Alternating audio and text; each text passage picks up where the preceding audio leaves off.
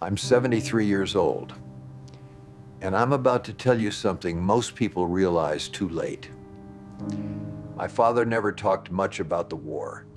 Not until the very end. He would sit in his chair by the window, the one with a torn armrest, and sometimes he would start a sentence and then stop halfway through. My mother was the one who told stories about waiting, about not knowing if he would come back, about the telegram that never came, which meant he was still alive. I grew up hearing these things, not as lessons, just as facts. This is what happened. This is what we did. I was an accountant for 37 years, same firm, same desk near the back corner. I thought that was what you were supposed to do, find something stable and stay with it. My father worked in a factory after the war. He came home with grease under his fingernails every night. My mother kept the house, 3 kids, a garden out back that she tended every morning before we woke up. They did not complain.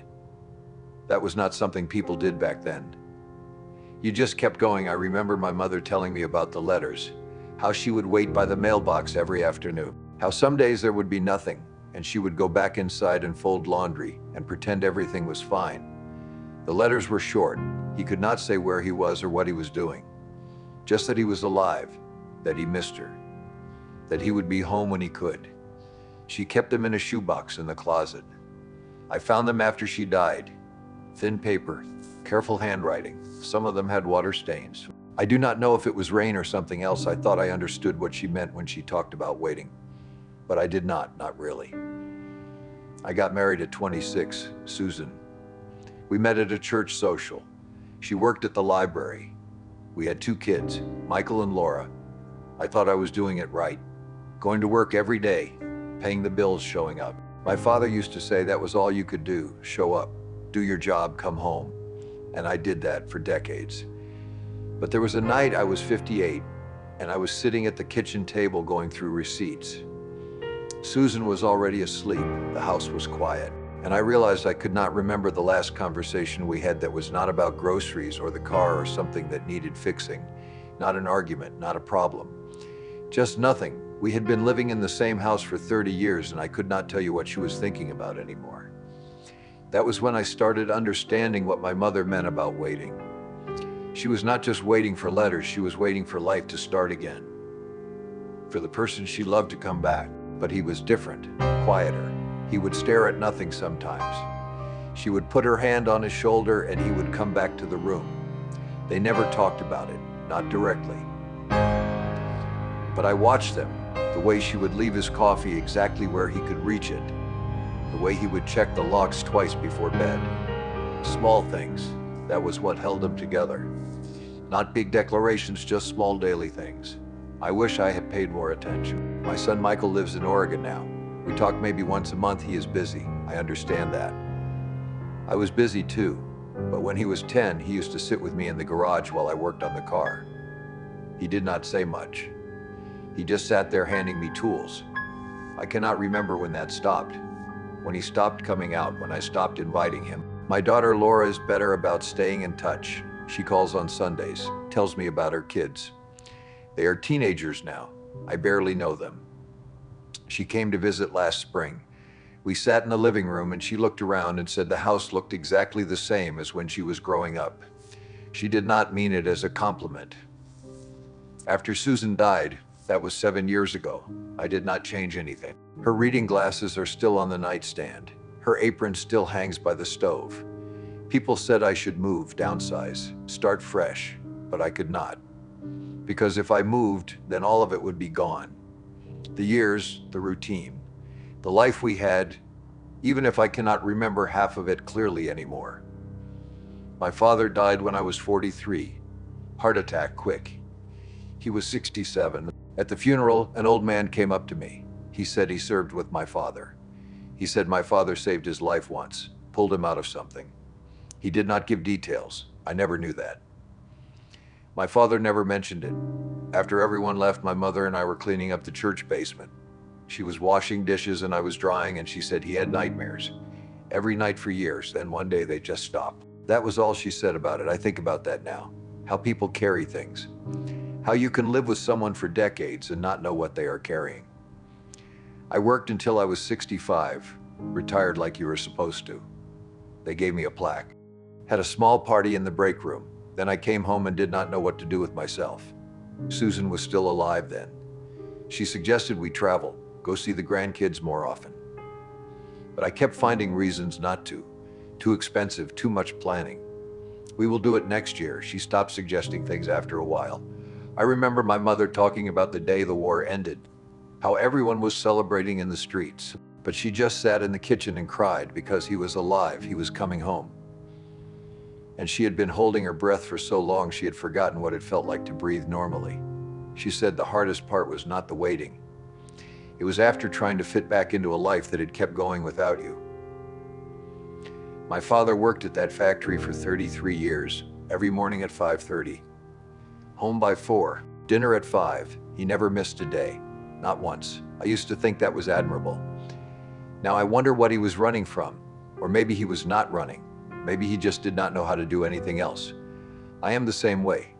I still wake up at 5:30, make coffee, sit in the same chair, read the paper even though most of it does not matter anymore. Routine, that is what keeps you going. That is what they taught us. But routine can also be a way of disappearing, of not having to think about what you are actually doing with your time. Laura called last week, asked if I wanted to come out for Thanksgiving, meet her family, spend some real time together. I said I would think about it. That is what I always say. The truth is I am afraid, not of traveling, of seeing how much I have missed, how much distance there is now. My mother used to talk about the small things that kept her going during the war. The neighbor who would bring over eggs when she had extra. The radio program she would listen to at night, the garden. She said you had to find something to hold on to. Some small thing that made the day feel real. For her, it was those tomatoes. She would go out every morning and check them, talk to them like they could hear her. My father used to tease her about it, but gently he understood. After he died, she kept that garden going for another 18 years, until she physically could not anymore. That was when we knew it was time to move her into a home. When the garden died, she died 3 months later.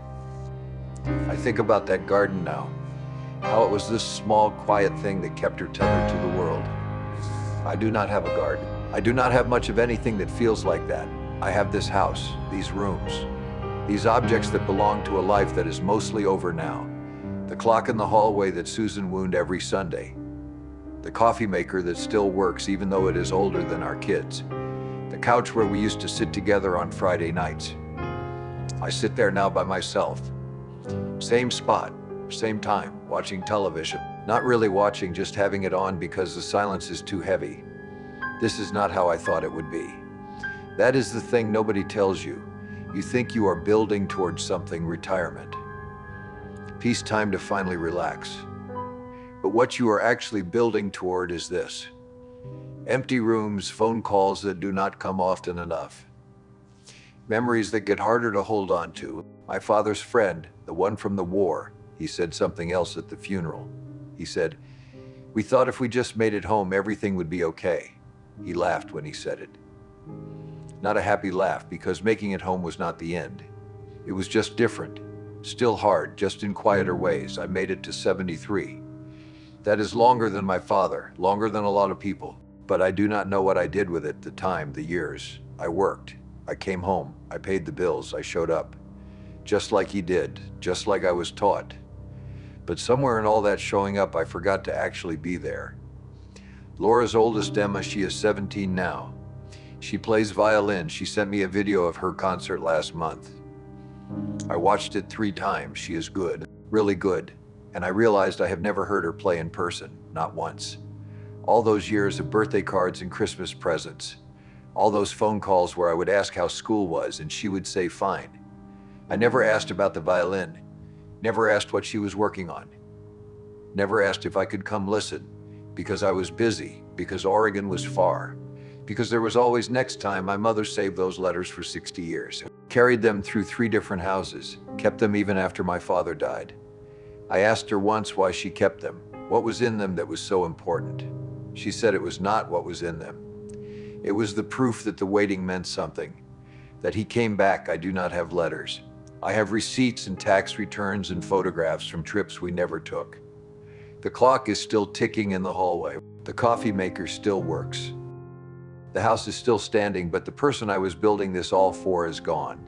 And the people who are left, my kids, my grandkids, they are living their own lives now. I am just someone they check on occasionally, someone they feel guilty about not calling more often. I am not angry about it. That is just how it works. You raise kids to leave, to build their own lives.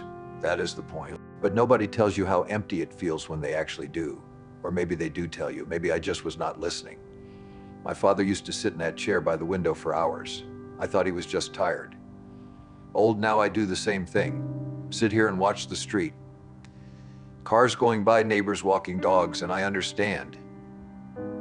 He was not tired. He was trying to figure out what it was all for. The war, the factory, the years of getting up early and coming home late, all of it.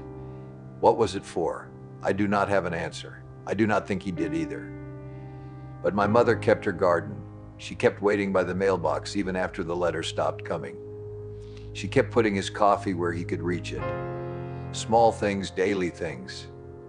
The things that do not show up in photo albums or eulogies. That was what mattered. Not the job, not the house, not the achievements, the small moments of showing up for each other in ways that do not make good stories. I am 73. I probably have a few more years. Maybe 10 if I am lucky. And I am sitting here in this quiet house, realizing that I spent most of my life preparing for something that never came.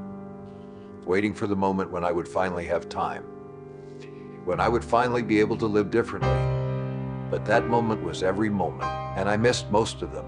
Laura's coming for Christmas. She told me yesterday, said the whole family is coming. That Emma wants to play something for me. I said yes this time, because the letters eventually stop. The garden eventually dies. The people you love eventually leave.